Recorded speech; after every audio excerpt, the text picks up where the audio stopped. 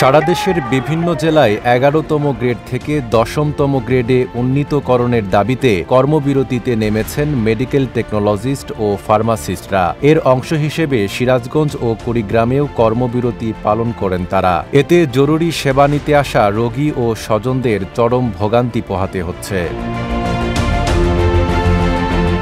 Sirajganj Shaheed M Monsur Ali medical college হাসপাতালের মূল ফটকে ব্যানার প্লাকার্ড হাতে অবস্থান নেন টেকনোলজিস্ট ও ফার্মাসিস্টরা। রক্ত পরীক্ষা, রিপোর্ট সংগ্রহ সহ প্রয়োজনীয় সেবা বন্ধ থাকায় অনেকে হতাশ হয়ে ফিরে যান। ব্লাড পরীক্ষা করার জন্য আসছিলাম, এসে দেখি যে বন্ধ।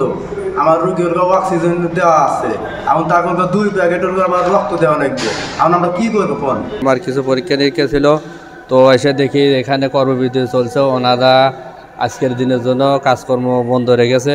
তো এই জন্য আমরা অনেক দূর দূরান্ত থেকে এসেছি, কিন্তু আমরা আসলে খুবই ভোগান্তির ভিতরে আছি। তো এগুলা আসলে একটু সমাধান করা উচিত। আন্দোলনকারীরা জানান, দীর্ঘদিন ধরে ন্যায্য গ্রেডের দাবি জানালেও বাস্তবায়নে কোনো অগ্রগতি না হওয়ায় বাধ্য হয়ে কর্মবিরতিতে নেমেছেন তারা। কমপ্লিট শাটডাউনের পরিবর্তে আমরা আজকেও 4 ঘন্টা কর্মবিরতি পালন করছি। আমাদের দাবি সরকার যদি মেনে নেয়, প্রজ্ঞাপন জারি করলে আমরা আমাদের কর্মবিরতি বন্ধ করে জনগণের সেবা শুরু করে দেব। কেন্দ্রীয় ঘোষিত কর্মসূচির অংশ হিসেবে আমরা কর্মবিরতি পালন করছি। আমাদের 10ম গ্রেডের প্রজ্ঞাপন দেওয়ার আগ পর্যন্ত আমরা এই কর্মসূচি থেকে বিচ্যুত হব না। আমরা আমাদের কাঙ্ক্ষিত 10ম গ্রেড আদায় করেই ছাড়ব ইনশাল্লাহ। এদিকে একই দাবিতে কুড়িগ্রাম জেনারেল হাসপাতালেও অর্ধদিবস কর্মবিরতি পালন করা হয়। এতে দূর দূরান্ত থেকে আসা রোগীরা পরীক্ষা নিরীক্ষা করাতে না পেরে সমস্যায় পড়েন।